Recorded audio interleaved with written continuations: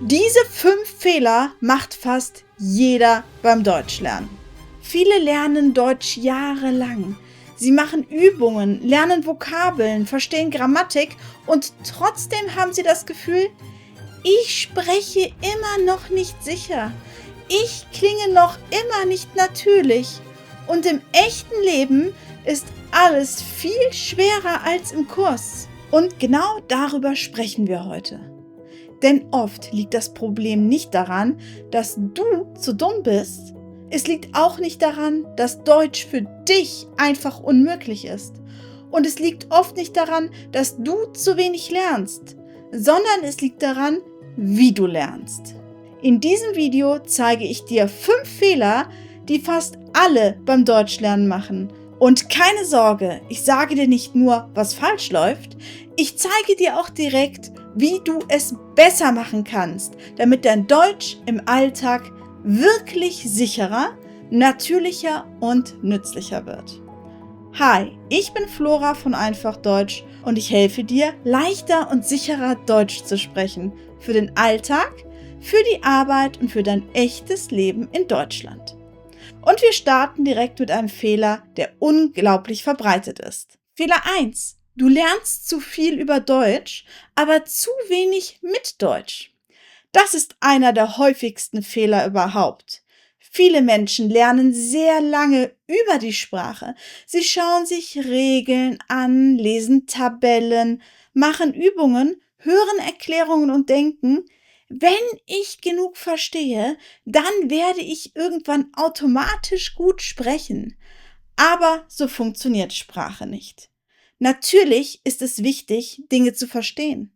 Natürlich kann Grammatik helfen, aber wenn du fast nur Regeln konsumierst und die Sprache nicht wirklich benutzt, dann passiert etwas Typisches. Du weißt viel, aber du kannst es in echten Situationen nicht schnell abrufen. Das kennst du vielleicht. Im Kurs denkst du, ja, das habe ich verstanden, aber dann bist du im Supermarkt, beim Arzt, am Telefon oder bei der Arbeit und plötzlich ist dein Kopf leer. Warum? Weil Wissen über Sprache nicht automatisch aktive Sprache ist. Stell dir vor, du willst Fahrradfahren lernen. Du kannst 10 Videos über Fahrräder schauen. Du kannst erklären, wie Bremsen funktionieren. Du kannst die Namen aller Teile nennen.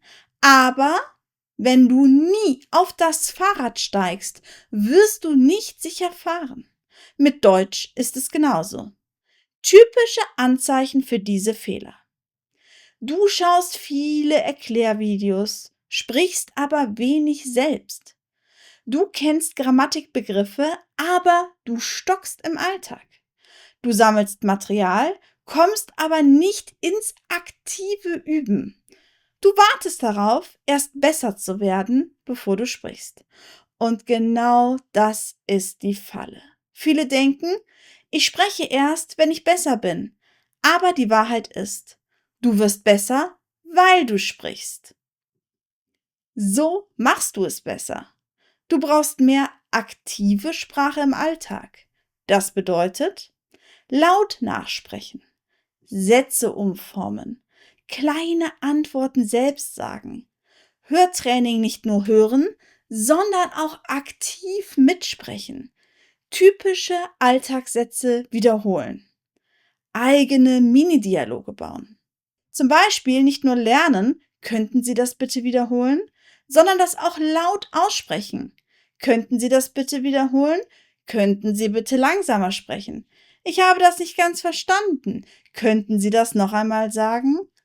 So trainierst du nicht nur Wissen, sondern Reaktion. Und das ist im echten Leben entscheidend. Ein Merksatz für dich. Lerne nicht nur über Deutsch, lerne mit Deutsch. Fehler Nummer 2. Du lernst einzelne Wörter, aber keine ganzen Sätze. Das ist ein riesiger Unterschied. Viele Menschen lernen Vokabeln so. Ein Wort auf Deutsch, ein Wort in der Muttersprache. Nächstes Wort, nächstes Wort, nächstes Wort. Das Problem ist, Ein einzelnes Wort hilft dir im echten Leben oft nur sehr wenig. Denn Sprache funktioniert nicht wie eine Kiste mit einzelnen Steinen, die du spontan perfekt zusammensetzt. Sprache funktioniert oft über fertige Muster, über typische Satzteile, über häufige Kombinationen. Wenn du nur das Wort lernst, absagen, dann weißt du vielleicht, was es bedeutet. Aber im Alltag brauchst du eher Sätze wie: Ich muss den Termin absagen.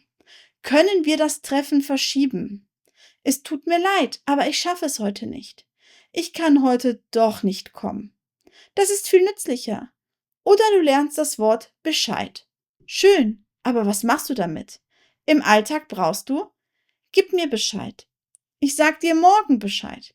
Ich habe noch keine Rückmeldung bekommen. Ich wollte nur kurz Bescheid sagen, dass ich später komme.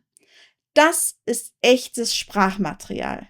Warum dieser Fehler so problematisch ist? Wenn du nur Wörter lernst, musst du beim Sprechen viel selbst bauen. Das dauert. Das macht unsicher und genau deshalb klingst du oft langsamer, angespannter und unnatürlicher. Muttersprachler sprechen oft in fertigen Mustern. Nicht immer wortwörtlich gleich, natürlich nicht, aber sehr vieles ist wiederkehrend. Zum Beispiel: Ich wollte nur kurz fragen. Das kommt darauf an. Ehrlich gesagt, ich bin mir nicht sicher, aber das war so nicht gemeint. Können wir kurz darüber sprechen? Das ergibt eigentlich keinen Sinn. Ich habe das komplett vergessen. Wenn du solche Muster lernst, kannst du viel schneller sprechen. So machst du es besser. Lerne neue Wörter immer in echten Sätzen. Nicht absagen, to cancel, sondern: Ich muss den Termin absagen. Wir mussten das Treffen leider absagen. Nicht freundlich gleich kind, sondern: Die Mitarbeiterin war sehr freundlich. Kannst du das bitte etwas freundlicher sagen? Nicht erledigen, to complete, sondern: Ich erledige das heute noch. Hast du das schon erledigt? So speichert dein Gehirn Sprache viel besser.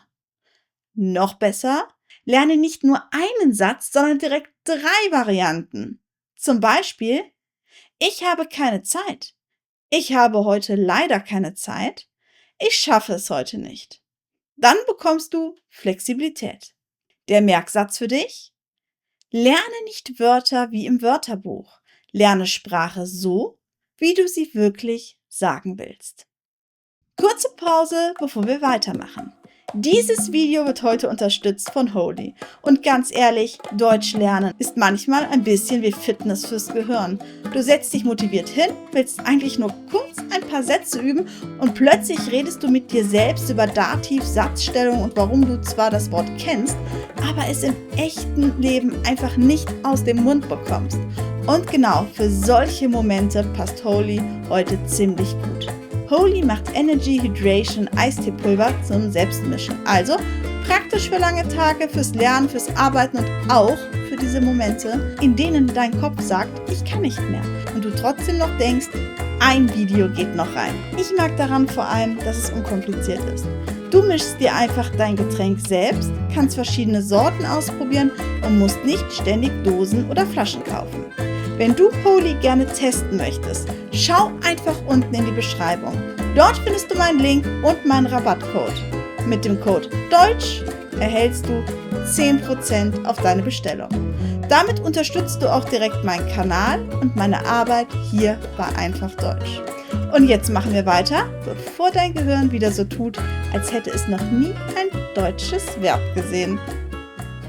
Fehler Nummer 3. Du willst zu früh perfekt sprechen. Das ist ein Fehler, der sehr viele blockiert. Viele Lernende haben im Kopf ein Bild. Ich möchte korrekt sprechen, ich möchte keinen Fehler machen, ich möchte nicht peinlich wirken. Das ist verständlich, wirklich. Niemand spricht gerne falsch. Niemand wird gerne korrigiert. Niemand möchte blöd angeschaut werden. Aber genau dieser Perfektionismus macht oft alles schwerer. Und glaubt mir, ich weiß, wovon ich rede. Ich bin der Extrem-Perfektionist. Denn dann passiert Folgendes. Du willst einen Satz sagen, dann denkst du, ist das der richtige Artikel? Ist das Dativ oder Akkusativ? Muss das Verb am Ende stehen? War das jetzt richtig? Klingt das komisch? Vielleicht sage ich lieber gar nichts und schon bist du still. Oder du sprichst sehr langsam, weil du jeden Satz innerlich kontrollierst. Das Ergebnis? Wenig Übung, wenig Sicherheit, mehr Stress, weniger Spontanität. Und ganz wichtig, Perfektion ist am Anfang gar nicht das richtige Ziel. Dein erstes Ziel sollte nicht sein, perfekt klingen. Dein erstes Ziel sollte sein, verständlich, klar und handlungsfähig sein. Das ist ein riesiger Unterschied. Wenn du im Alltag sagen kannst, ich verstehe das nicht, können Sie bitte langsamer sprechen? Ich brauche einen neuen Termin. Ich komme morgen etwas später. Wo muss ich unterschreiben? Können Sie mir das erklären? Dann ist das schon extrem viel wert, auch wenn nicht jeder Satz perfekt ist. Typische Alltagssituation. Du bist beim Arzt. Perfektionistisch gedacht, ich muss alles grammatikalisch richtig sagen. Hilfreich gedacht, ich muss meine Situation verständlich erklären. Zum Beispiel, ich habe seit gestern starke Schmerzen. Mir ist schwindlig. Ich habe Fieber. Es tut mir hier weh. Ich nehme schon jenes Medikament. Das ist entscheidend. Nicht sprachliche Perfektion. So machst du es besser. Setze dir für Gespräche ein anderes Ziel. Nicht, ich will keinen Fehler machen, sondern ich will verständlich sein und das Gespräch gut schaffen. Das nimmt Druck raus. Und noch etwas. Muttersprachler machen auch Fehler. Sie versprechen sich, sie suchen Wörter, sie korrigieren sich, sie reden nicht wie ein Grammatikbuch. Du musst also nicht perfekt sein, um gut zu kommunizieren. Eine bessere innere Haltung wäre, Fehler sind normal. Sprechen ist Training. Ich darf langsam besser werden. Kommunikation ist wichtiger als Perfektion. Dein Merksatz? Perfektion macht dich nicht flüssig. Mut, Wiederholung und echte Praxis machen dich flüssiger. Fehler Nummer 4. Du lernst zu wenig echtes Alltagsdeutsch.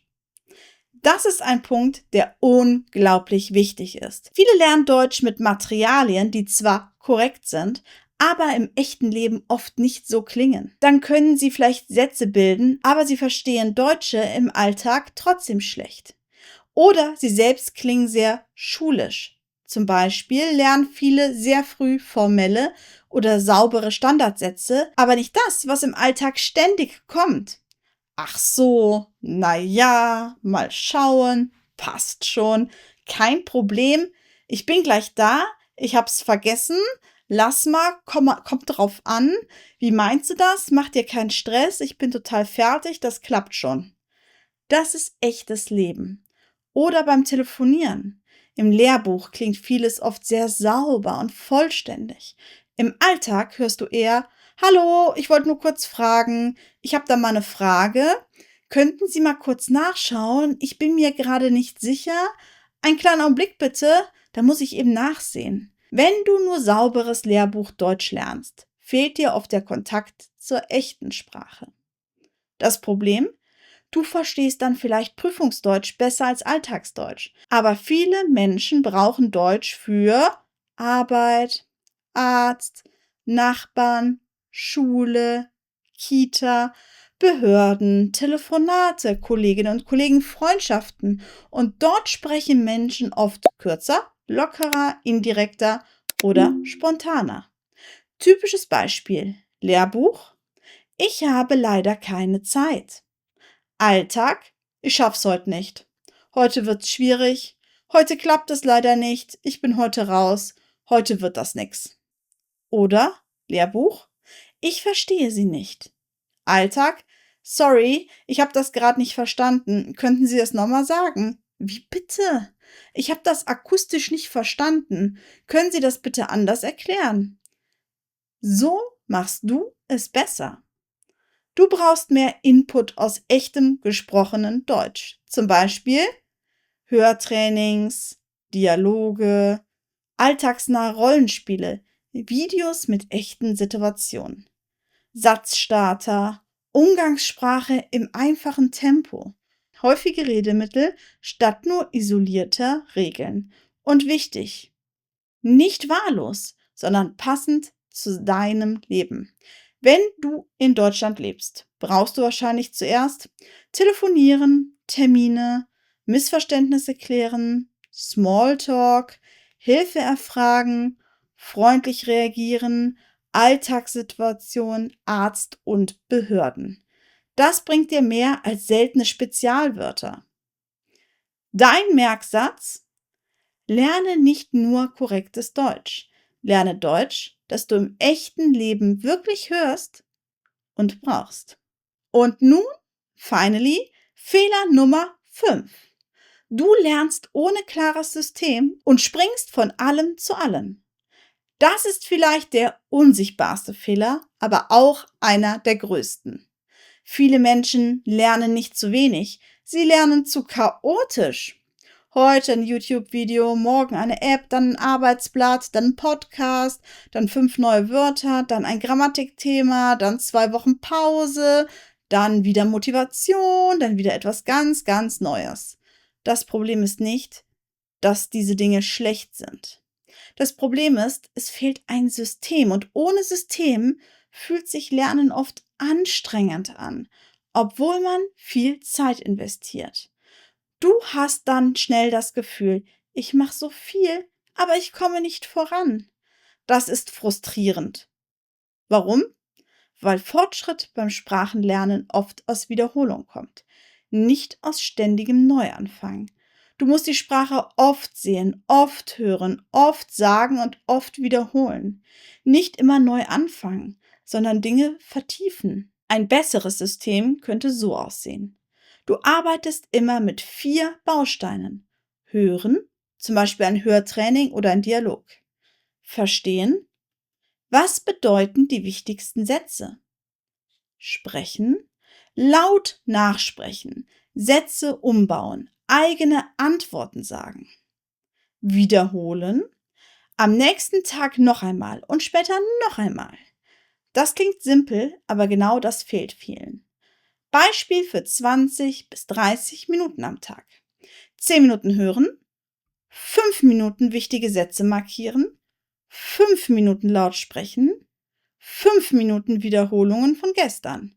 Das ist oft viel effektiver als 2 Stunden chaotisch am Stück zu lernen.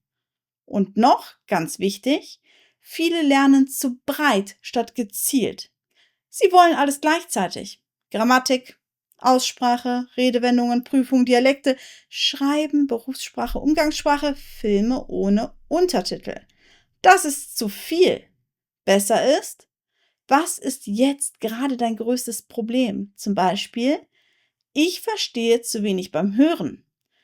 Ich kann nicht spontan antworten.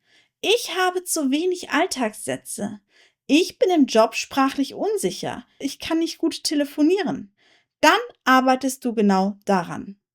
Der letzte Merksatz für dich: Nicht alles gleichzeitig. Lieber gezielt, regelmäßig und wiederholen. Wenn du heute aus diesem Video nur eine Sache mitnimmst, dann bitte diese. Deutsch lernen scheitert oft nicht an Intelligenz. Es scheitert an falschen Lerngewohnheiten. Hier noch einmal die 5 Fehler. Erstens: Du lernst zu viel über Deutsch und zu wenig mit Deutsch. Zweitens: Du lernst einzelne Wörter statt ganze Sätze und Muster. Drittens: Du willst zu früh perfekt sprechen und blockierst dich selbst dadurch. Viertens: Du lernst zu wenig echtes Alltagsdeutsch. Fünftens: Du lernst ohne klares System und springst von Thema zu Thema. Und die gute Nachricht ist, keiner dieser Fehler bedeutet, dass du es nicht schaffen kannst. Im Gegenteil, wenn du diese Punkte erkennst und Schritt für Schritt besser machst, dann kann sich dein Deutsch oft ziemlich schnell verändern. Nicht über Nacht, aber spürbar. Du wirst sicherer, du wirst klarer, du wirst natürlicher und genau das ist das Ziel. Wenn du willst, schreib mir in die Kommentare, welchen dieser 5 Fehler machst du am meisten? Dann sehe ich sofort, wo ich dir im nächsten Video am besten helfen kann. Und wenn dir dieses Video geholfen hat, dann abonniere den Kanal, lass gerne ein Like da, schreib einen Kommentar und hype das Video, wenn du möchtest. Ich freue mich, dass du heute mit mir Deutsch gelernt hast. Bis zum nächsten Mal. Auf Wiedersehen. Komm, jetzt geh los, alles wird sonnenklar. Ein Schritt, ein neues Gefühl und du bist schon fast da. Heute wird dein Tag, komm schon, jetzt. Heute wird dein Tag, alles geht nach vorne.